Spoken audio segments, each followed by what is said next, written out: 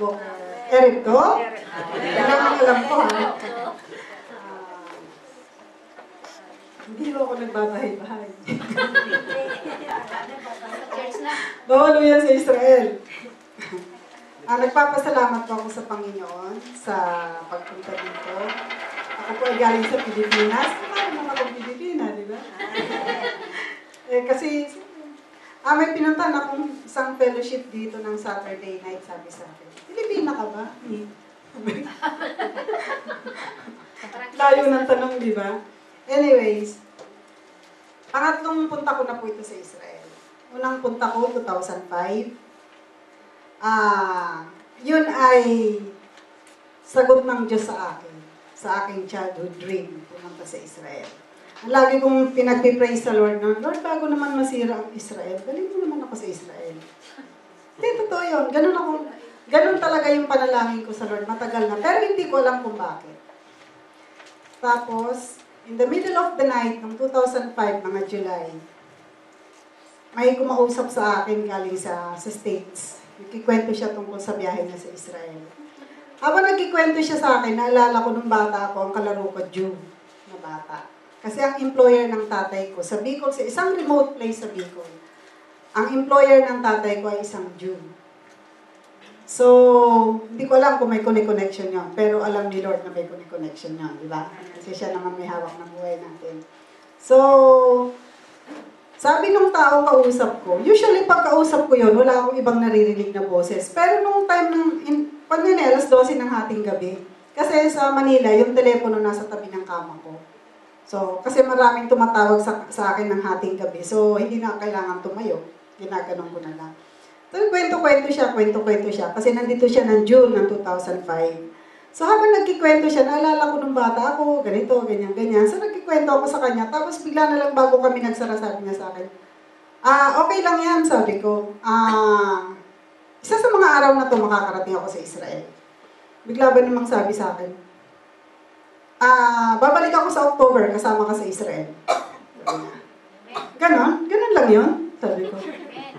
Salamat sabi ko. Pero hindi ko na binanggit yun. Alam niyo, totoo yun. September.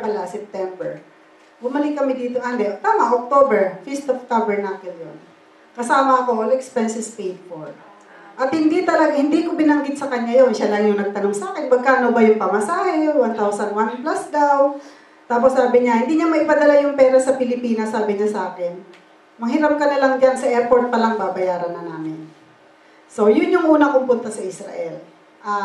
Pinakita lang ng Lord sa akin kung ano yung Israel. Kuwan ako dito ng 3 weeks. Kasi nag-extend, talagang 3 weeks yung ticket ko. 2007, bumalik kami. Ito, hindi na libre. Lahat ng mga collection kong mga iba-ibang notes, pera, na bigay-bigay sa akin, halimbawa, $20 Canadian, na mga inipon-ipon ko na souvenir, na convert ko lahat sa peso yon para idagdag ko dun sa to the last centavo pambayad ko sa ticket ko kasi kailangan kong bumalik sa Israel. Bakit? Dalawa lang ang kailangan kong gawin noon. Una, nung pumunta ako ng 2005, pumunta ako sa Ahusa Bite. Pinuntahan ko kanina yun. May nagsama sa akin isang metapelet. Nag-overnight ako doon. At meron akong may mini-ministeran ako nung gabi. Kinabukasan, in-invite niya ako sa flat niya. Tapos merong yung kanyang employer na galing sa Poland. Alam ko kung ano may background ako tungkol sa mga Jew. Hindi ka bara-bara, kailangan maingat ka. So hindi ako lumalapit sa kanya hanggat hindi niya ako tinatawag. Tapos napangakuan ko yung matanda na yon, nababalik ako. At dadalawin ko siya ulit. Sabi niya sa akin, I will wait for you. So after 2 years, 2005 yun, 2007, isa siya sa mga dahilan bakit gusto kong bumalik sa Israel. Pangalawa, nalaman ko, itong employer ng tatay ko, 57 years old na ako. May suki. Baka kasi tanong niyo, kasi konektado to sa sasabihin ko, tatanong mo sa akin, tama ka na ba? Naghiwalay kami nung kalaro ko, siguro grade 6 ako, mga 12 years old, di ba? Pagkatapos, hindi ko na alam kung nasaan silang pamilya, pero alam mo, hindi inalis ng Diyos yung pamilyang yun sa puso ko. Sa aming magkakapatid, ako lang yung laging hanap ng hanap. Asan ba itong Isaac family na to? Asan ba itong Isaac family? Sipin nyo, anong year pa yun? 1960s, early 1960s. After nung first kong punta dito na 2005, 2006 ng December, meron ako nakitang signboard sa isang jeep sa terminal, sa Bicol. Nakita ko yung barrio namin. Bumaba ako. Alam mo, doon ko na-trace kung nasaan yung hinahanap kong pamilya. That is more than 40 years. Pero talaga yung lagi kong inuungot kay Lord, Lord, asan ba tong pamilya na to? Asan ba tong pamilya nito? Yung may-ari ng jeep, siya yung may connection dun sa hinahanap kong tao. At a week before pa lang nakakaalis yun. Hindi kami nag-abot. So, trace. In-email ko sila, nasa Australia. Nagpakilala ako, hindi nila ako kilala, pero yung apelyido ko, natatandaan niya. Kasi bata-bata pa kami nun, di ba?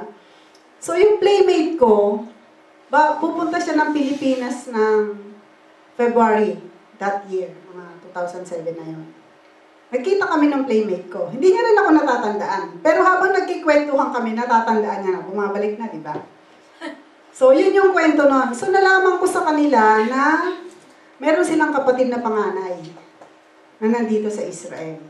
2007 ng October, babalik ako ng Israel.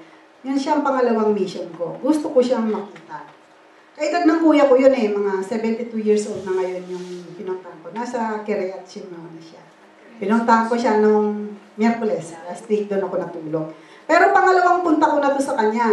Nung pinuntahan ko siya ng 2007, sabi niya sa akin, you know, I don't understand why you have to do this. Why you have to look for me. You know, my brother and my sisters in Australia, they have not been here. When I was sent here by my father, sabi niya, they were not born yet. Only my brother. Pero mo sa kanya yon, kasi nag-aral siya sa Bicol, marunong siya mag-English. Nakalimutan niya na nga, wala siyang kausap ng English. Pero habang nag-uusap kami, bumabalik sa kanya yung mga diwa niya. Kaya, tuwang-tuwa siya nung sinabi kong babalik ako dito. Kaya natulog ako doon. Anyways, ganun ang buhay ko. Ganun talaga ang buhay ko. Ang Diyos maglalagay kung anong gagawin ko, maghihintay ako ng tamang panahon kung kailan gagawin. At pag dumating yung panahon na yon, ang Diyos ang pinapanood ko kung ano yung ginagawa niya. Diba? Sige. Kasi naniniwala naman kasi ako na tayo ay create ng Diyos para sa Kanya. Hindi para kung ano-ano lang, diba? Yun ang reason kung bakit tayo nag-i-exist for God. So, yun ang aking maikling kwento. Noong 2007, wala akong plano mag-extend. Actually, hindi ko pa siya napupuntahan nung pabalik na kami ng Pilipinas Kasi, may conference tour dito ang Grafted In. Ako yung isa sa mga captain ng bus. 2 buses kami. So, last stop namin sa tour sa Jaffa. Tama ba yun? Sa Jaffa, sa Peter the Tanner. Sa Tel Aviv. Yun ang dating city bago itong Tel Aviv. Yafo? Yung Peter the Tanner. Nasnatch yung bag nung isa naming delegate. So, dahil sa ako lang yung, among the delegates, ako yung second time, ako yung naiwan. Tinulungan ko na tapusin yung kanyang Philippine passport at US visa. So, may natirang isang araw kaya ako nakapunta dun sa Kiryat Shimon. So, sa akin, sabi ko sa Lord, naiyak nga ako nung nawala yung kanya nung bag niya. Kasi sabi ko, Lord, at the expense of her, para ma-extend lang ako. Di ba? Yung, hindi ko gustong mawala yun. Pero para sa akin, biro mo, ang kapamaraanan ng Diyos, masyadong higher than our ways. Diba? So, pero si Mami, yung nawalan, first time siyang lumakad na hindi kasama yung asawa niya. Kaya tinuturuan din siya ng Diyos sa buhay. Kasi yung asawa niya, paralyzed na, Pastor Glenn. At alam niyo ba kung sino yung asawa nun?